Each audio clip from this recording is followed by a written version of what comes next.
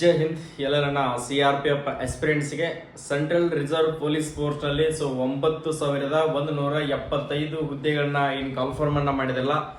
ಆ ಹುದ್ದೆಗಳಿಗೆ ಅರ್ಜಿಯನ್ನ ಸಲ್ಲಿಸಿರ್ತಕ್ಕಂಥ ವಿದ್ಯಾರ್ಥಿಗಳಿಗೆ ಯಾಕಪ್ಪ ಅಂದ್ರೆ ಕರೆಕ್ಷನ್ ಡೇಟ್ ಅನ್ನ ಕೊಡ್ತಾ ಇದೆ. ಕರೆಕ್ಷನ್ ಡೇಟ್ ನೋಟಿಸ್ ಕೂಡ ಬಂದಿದೆ. ಇನ್ನು ಯಾರೆಲ್ಲ ಅರ್ಜಿಗಳನ್ನ ಹಾಕಿಲ್ಲ ಸರ್, ನಾವು ಇನ್ನು CRPF ದಲ್ಲಿ ಟ್ರೇಡ್ಸ್ಮನ್ ಹುದ್ದೆಗೆ ಇನ್ಮೇಲೆ ಅಪ್ಲಿಕೇಶನ್ ಅನ್ನ ಹಾಕ್ಬೇಕನ್ನುವಂತ ವಿದ್ಯಾರ್ಥಿಗಳು ನೋಡ್ಕೊಡ್ರಿ. ಪ್ರತಿಯೊಂದು ಅಪ್ಡೇಟ್ ಅನ್ನ ಕೊಡ್ತಾನೆ ಇರ್ತೀನಿ, ನೋಡ್ಕೋಬಹುದು. ಇದೇ ತಿಂಗಳ ಲಾಸ್ಟ್ 19ನೇ ತಾರೀಕಿನವರೆಗೆ ನಿಮ್ದು ಕೊನೆಯ ದಿನಾಂಕ ಆಗಿರ್ತದ. ಮೇ 19ನವರೆಗೆ ನಿಮ್ದು ಅರ್ಜಿಯನ್ನ ಸಲ್ಲಿಸುವ ದಿನಾಂಕ ಕೂಡ ಕ್ಲೋಸ್ ಆಗುತ್ತೆ. ಯಾರೆಲ್ಲ ಅರ್ಜಿಗಳನ್ನ ಹಾಕ್ಬೇಕು ಅನ್ಕೊಂಡಿದ್ದೀರಿ, ಟೋಟಲಿ 9,175 ಹುದ್ದೆಗಳಿದಾವೆ. ಕರ್ನಾಟಕಕ್ಕೆ ಅಂತ ಹೇಳಿ 400ಕ್ಕಿಂತ ಹೆಚ್ಚು ಹುದ್ದೆಗಳನ್ನ ಕನ್ಫರ್ಮ್ ಮಾಡಿದ್ರ. ಈ ಹುದ್ದೆಗಳಿಗೆ ಯಾವುದೇ ತರಹದ ಎಕ್ಸ್ಪೀರಿಯನ್ಸ್ ಸರ್ಟಿಫಿಕೇಟ್, NSQF ಸರ್ಟಿಫಿಕೇಟ್ ಏನು ಕೂಡ ಬೇಕಾಗಿರೋದಿಲ್ಲ. ಜಸ್ಟ್ 10th ಪಾಸ್ ಆಗಿದ್ರೆ ಈ ಹುದ್ದೆಗೆ ಅಪ್ಲಿಕೇಶನ್ ಗಳನ್ನ ಹಾಕ್ಬೋದು. ಇಂಥ ಅಪಾರ್ಚುನಿಟಿಗಳನ್ನ ಕೊಟ್ಟಿದ್ದಾರೆ. ಮಿಸ್ ಮಾಡ್ಕೊಳಕ್ ಹೋಗ್ಬೇಡ್ರಿ. ನಿಮ್ದು ಏನಾದ್ರು ಅಗ್ನಿವೀರ್ ಏಜ್ ಕಂಪ್ಲೀಟ್ ಆಗಿದೆ ಸರ್, ನಂದು ಅಗ್ನಿವೀರ್ ಬಂದಿದೆ ಕೂಡ, ಆದ್ರೂ ಕೂಡ ನಾನೊಂದು ಪರ್ಮನೆಂಟ್ ಆಗಿರ್ತಕ್ಕಂಥ ಒಂದು ಒಳ್ಳೆಯ ನೌಕರಿಯನ್ನ ಬೇಕಾಗಿದೆ ಅನ್ಕೊಳ್ಳೋರು, ಇದೊಂದು ಬೆಸ್ಟ್ ಜಾಬ್ ಅನ್ಕೊಳ್ಬಹುದು. CRPF ದಲ್ಲಿ ಹೋದ್ ಸರಿನೂ ಕೂಡ ಕನ್ಫರ್ಮ್ ಅನ್ನ ಮಾಡ್ಕೊಂಡು ಆಲ್ರೆಡಿ ಟ್ರೈನಿಂಗ್ ಕಂಪ್ಲೀಟ್ ಮಾಡಿ ಕಸಂಪ್ರೇಟ್ ಕೂಡ ಕಂಪ್ಲೀಟ್ ಆಗಿ ಡ್ಯೂಟಿ ಕೂಡ ಮಾಡ್ತಾ ಇದಾರೆ. ನಿಮ್ಗೂ ಕೂಡ ಪ್ರತಿ ವರ್ಷನೂ ಕೂಡ ಟ್ರೇಡ್ಸ್ಮನ್ ಯಾವುದೇ ITBP ಆಗಿರ್ಲಿ, CRPF ಆಗಿರ್ಲಿ, CISF ಆಗಿರ್ಲಿ, BSF ಆಗಿರ್ಲಿ, ಪ್ರತಿಯೊಂದು ಫೋರ್ಸಸ್ ಪ್ಯಾರಾಮಿಲಿಟರಿ ಫೋರ್ಸ್ಗಳಿದಾವಲ್ಲ, ಇದರಲ್ಲಿ ಸಪರೇಟ್ ಆಗಿರ್ತಕ್ಕಂಥ ಟ್ರೇಡ್ಸ್ಮನ್ ಮತ್ತು ಹೆಡ್ ಕಾನ್ಸ್ಟೇಬಲ್, ಅದ್ರ ಜೊತೆಗೆ ಸ್ಪೋರ್ಟ್ಸ್ ಕೋಟ್ ಆದ್ಮೇಲೆ ಈ ತರದ ಹುದ್ದೆಗಳನ್ನ ಕನ್ಫರ್ಮ್ ಅನ್ನ ಮಾಡ್ತಾನೆ ಇರ್ತಾರ. ಬಟ್ ಅದ್ರ ಬಗ್ಗೆ ನಿಮ್ಗೆ ಇನ್ಫಾರ್ಮೇಶನ್ ಗೊತ್ತಿರೋದಿಲ್ಲ. ಆ ಇನ್ಫಾರ್ಮೇಶನ್ ಗಳನ್ನ ತಿಳ್ಕೊಳ್ಬೇಕು, ಪ್ರತಿಯೊಂದು ಅಪ್ಡೇಟ್ ಗಳು ತಿಳ್ಕೊಳ್ಬೇಕು. ಈ CRPF ಅಪ್ಲಿಕೇಶನ್ ಹಾಕಿದೀನಿ ಸರ, ನೆಕ್ಸ್ಟ್ ಪ್ರೊಸೆಸ್ ಏನಿರ್ತದ ಅದ್ರ ಬಗ್ಗೆ ಎಲ್ಲನೂ ಕೂಡ ಅಪ್ಡೇಟ್ ಗಳು ಬೇಕಾಗಿತ್ತು ಅಂದ್ರೆ ನಮ್ಮ ಯೂಟ್ಯೂಬ್ ಚಾನಲ್ ಅನ್ನ ಇನ್ನೂ ಸಬ್ಸ್ಕ್ರೈಬ್ ಮಾಡ್ಕೊಂಡಿಲ್ಲ ಅಂದ್ರೆ ಇವಾಗಲೇ ಸಬ್ಸ್ಕ್ರೈಬ್ ಮಾಡ್ಕೊಡ್ರಿ. ಪ್ರತಿಯೊಂದು ಇನ್ಫಾರ್ಮೇಶನ್ ಕೂಡ ನಿಮ್ ಮುಂದೆ ಬಂದು ತಲುಪ್ತದ. ಓಕೆ, ಅಪ್ಲಿಕೇಶನ್ ಈಗ ಹಾಕಿರ್ತಕ್ಕಂಥ ವಿದ್ಯಾರ್ಥಿಗಳು ಏನಾದ್ರೂ ಪ್ರಾಬ್ಲಮ್ ಆಗಿತ್ತು ಸರ್, ನಂದು ಅಡ್ರೆಸ್ ಪ್ರಾಬ್ಲಮ್ ಇದೆ ಸರ್, ನಂದು ಪ್ಯಾನ್ ಕಾರ್ಡ್ ಏನಾದ್ರು ನೆಕ್ಸ್ಟ್ ಡೊಮೆನ್ಷಿಯಲ್ ನಂಬರ್ ತಪ್ಪಾಗಿದೆ ಸರ್, ನೆಕ್ಸ್ಟ್ ಅದರ ಜೊತೆಗೆ ನಮ್ದು ಅಲ್ಲಿ ಹಾಕ್ಬೇಕಾದ್ರೆ ಕ್ವಾಲಿಫಿಕೇಶನ್ SSLC ನಂಬರು, ಅದರ ಜೊತೆಗೆ ನಿಮ್ದು ಅಡ್ರೆಸ್ ನಲ್ಲಿ ಪಿನ್ ಕೋಡ್ ಏನಾದ್ರೂ ಕರೆಕ್ಷನ್ ಮಾಡ್ಕೊಳ್ಬೇಕು. ಇಲ್ಲ ಸರ್, ನಾನೀಗ ಆಲ್ರೆಡಿ ಕುಕ್ ಹುದ್ದೆಗೆ ಅಪ್ಲಿಕೇಶನ್ ಅನ್ನ ಹಾಕಿದ್ದೀನಿ ಸರ್, ನಾನು ಬಗ್ಲರಿಗೆ ಹಾಕ್ಬೇಕು ಅನ್ಕೊಳ್ಳೋರು, ಎಲ್ಲನೂ ಕೂಡ ಕರೆಕ್ಷನ್ ಅನ್ನ ಮಾಡ್ಕೊಳ್ಬಹುದು. ಯಾವ ಡೇಟ್ ಯಾವ್ದಪ್ಪ ಅಂತಂದ್ರೆ ನೋಡ್ಕೊಳ್ರಿ, 21ನೇ ತಾರೀಕಿನಿಂದ ಹಿಡಿದು 21 ಮೇ ಇಂದ ಹಿಡಿದು ನಿಮ್ದು ಕರೆಕ್ಷನ್ ಅನ್ನ ಮಾಡ್ಕೊಳ್ಳಕ್ಕೆ ಅವಕಾಶವನ್ನ ಕೊಡ್ತಾರೆ. ಎಷ್ಟು 3 ದಿನಗಳ ಮಾತ್ರ ಕಾಲಾವಕಾಶ ಇರುತ್ತು. 21ರಿಂದ ಹಿಡಿದು 23ನೇ ತಾರೀಕಿನವರೆಗೆ ನೀವು ಅಪ್ಲಿಕೇಶನ್ ಅನ್ನ ಕರೆಕ್ಷನ್ ಅನ್ನ ಮಾಡ್ಕೊಳ್ಬಹುದು. ಯಾವುದೇ ಒಂದು ಪ್ರಾಬ್ಲಮ್ ಇತ್ತಪ್ಪ ಅಂದ್ರೆ ನೋಡ್ಕೊಡ್ರಿ, ಅಪ್ಲಿಕೇಶನ್ ಅನ್ನ ಹಾಕಿದ್ರಿ ಆಲ್ರೆಡಿ ಇನ್ನೊಂದ್ಸರಿ ಚೆಕ್ ಮಾಡ್ಕೊಡ್ರಿ. ನಿಮ್ಮ ಪ್ರಿಂಟ್ ಔಟ್ ಅನ್ನ ತಕೊಂಡು, ಇಲ್ಲ ಅಂತಂದ್ರೆ ಮೊಬೈಲ್ ಅಲ್ಲಿ ಇತ್ತಪ್ಪ ಅಂದ್ರೆ ಅದನ್ನು ಕೂಡ ಪ್ರಿಂಟ್ ಔಟ್ ಅನ್ನ ಓಪನ್ ಮಾಡ್ಕೊಂಡ್ಬಿಟ್ಟು ನಿಮ್ಮ ಕರೆಕ್ಷನ್ ಇದೇನೂ ಇಲ್ಲ ಕನ್ಫರ್ಮೇಶನ್ ಮಾಡ್ಕೊಡ್ರಿ. ನಾಳೆ ಅಪ್ಲಿಕೇಶನ್ ಕಂಪ್ಲೀಟ್ ಆದ್ಮೇಲೆ ಅವಾಗ ನೀವು ಸರ್ ನಂದು ಅಪ್ಲಿಕೇಶನ್ ರಿಜೆಕ್ಟ್ ಆಯ್ತು, ಅದು ಆಯ್ತು ಅಂದ್ರೆ ಏನು ಕೂಡ ಮಾಡಕ್ ಆಗೋದಿಲ್ಲ.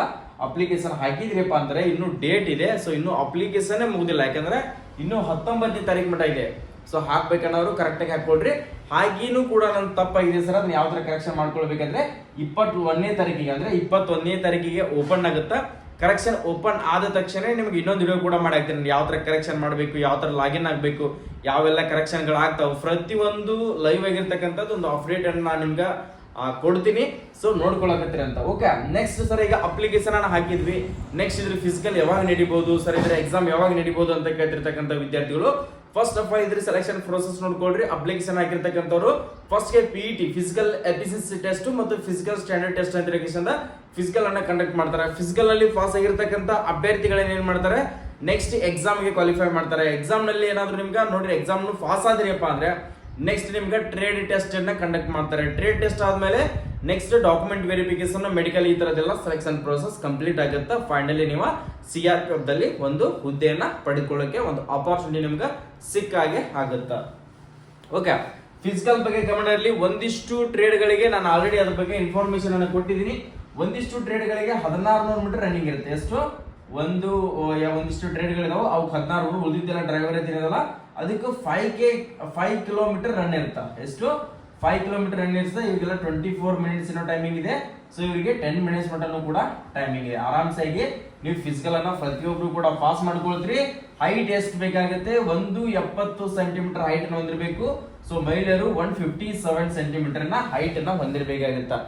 ಡಿಪೆಂಡ್ ಅಪಾನ್ ಮುಂದೆ ಅದ್ರ ಬಗ್ಗೆ ತಲೆ ಕೆಡ್ಸ್ಕೊಬೇಡ್ರಿ. ನೀವು ಅರ್ಜಿಯನ್ನ ಸಲ್ಲಿಸಿದಿರಪ್ಪ ಅಂದ್ರೆ ತಯಾರಿಯನ್ನ ಮಾಡ್ಕೊಳ್ಳಬೇಕು.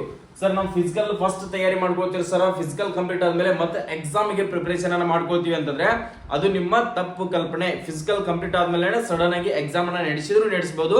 ಎರಡಕ್ಕೂ ಕೂಡ ಕರೆಕ್ಟ್ ಆಗಿ ಪ್ರಿಪರೇಷನ್ ಅನ್ನ ಸ್ಟಾರ್ಟ್ ಮಾಡ್ಕೊಳ್ರಿ. ಎರಡನ್ನೂ ಕೂಡ ಅದ್ರ SSB ಕೂಡ ಕನ್ಫರ್ಮ್ ಅನ್ನ ಮಾಡಿದ್ರಿ. SSB ಯಾರು ಹಾಕಿದಿರಲ್ಲ ಸೊ ಅದಕ್ಕೂ ಕೂಡ ತಯಾರಿನ ಮಾಡ್ಕೊಡ್ರಿ. SSB ಅಂದ್ರೆ ನೋಡ್ಕೊಡ್ರಿ, SSB ಗೆ ಅಪ್ಲಿಕೇಶನ್ ಹಾಕಿರ್ತಕ್ಕಂಥ ವಿದ್ಯಾರ್ಥಿ ಕೂಡ ಅದರಲ್ಲಿ ಕೂಡ ಟ್ರೇಡ್ಸ್ಮನ್ ಹುದ್ದೆಗಳನ್ನ ಕನ್ಫರ್ಮ್ ಅನ್ನ ಮಾಡಿದ್ರು. ಅದನ್ನು ಕೂಡ ಸರ್ ನಾನು ಅದಕ್ಕೂ ಕೂಡ ಪ್ರಿಪರೇಷನ್ ಅನ್ನ ಮಾಡ್ಕೊತಾ ಇದ್ದೇನೆ. ಅದ್ರ ಸಿಲೆಬಸ್ ಇದ್ರ ಸಿಲೆಬಸ್ ಕೂಡ ಸೇಮ್ ಇರ್ತದ. ಸೊ ಎರಡಕ್ಕೂ ಕೂಡ ಸೇಮ್ ಇರ್ತದ. ಅದು ಕೂಡ ಫಸ್ಟ್ ಗೆನೆ ಫಿಸಿಕಲ್ ಇದೆ, ಇದು ಕೂಡ ಫಸ್ಟ್ ಗೆನೆ ಫಿಸಿಕಲ್ ಇದೆ. ಎರಡನ್ನೂ ಕೂಡ ಫಿಸಿಕಲ್ ಪಾಸ್ ಮಾಡ್ಕೊಂಡ್ರಿ ಅಂದ್ರೆ ಎರಡಕ್ಕೂ ಕೂಡ ಓದಿರತಕ್ಕಂಥ ಸಿಲೆಬಸ್ ನಿಮ್ಗೆ ಅನುಕೂಲಕರ ಆಗುತ್ತಾ. ಸೊ ಇದು ಬಂದ್ಬಿಟ್ಟು CBT ಕಂಪ್ಯೂಟರ್ ಬೇಸ್ಡ್ ಎಕ್ಸಾಮ್ ಇರ್ತದೆ. ಯಾಕಂದ್ರೆ ನೀವು ಅಷ್ಟು ಹಾರ್ಡ್ SSC GD ಎಕ್ಸಾಮ್ ಬರೀತಿರ್ತಕ್ಕಂಥ ವಿದ್ಯಾರ್ಥಿಗಳಿಗೆ ಗೊತ್ತಾಗುತ್ತೆ ಈ ಸರಿ ಅವರು SSC GD ಅಲ್ಲಿ ಚೆನ್ನಾಗಿ ಸ್ಕೋರ್ ಮಾಡಿದ್ರೆ ಅವ್ರದೇ ಆಗಿರ್ತದ. CRPF ವೇಕೆನ್ಸಿ ಕೂಡ ಅವ್ರದೇ ಆಗಿರ್ತದ. ಸಾಕಷ್ಟು ವಿದ್ಯಾರ್ಥಿಗಳು ಹೋದ್ ಸರಿ ಅದೇ ತರನಾಗಿ ಆಗಿದೆ. ಇತ್ತಾಗ SSC GD ಅಲ್ಲಿ ಕೂಡ ಸೆಲೆಕ್ಷನ್ ಆಗಿದ್ದಾರೆ, ಇತ್ತಾಗ CRPF ದಲ್ಲಿ ಕೂಡ ಟ್ರೇಡ್ಸ್ಮನ್ ಹುದ್ದೆ ಕೂಡ ಸೆಲೆಕ್ಷನ್ ಆಗಿದ್ದಾರೆ. ಎರಡೆರಡು ಹುದ್ದೆಗಳು ಸಿಕ್ಕಿದವು. ಸೊ ನೀವು ಕೂಡ ಈ ಸರಿ ಆತರ ಆಗ್ಬೇಕು ಅನ್ಕೊಂಡಿದ್ರಿಪ್ಪ ಅಂದ್ರೆ ಹಾರ್ಡ್ ವರ್ಕ್ ಅನ್ನ ಮಾಡ್ರಿ, ಎಫರ್ಟ್ ಅನ್ನ ಹಾಕ್ರಿ.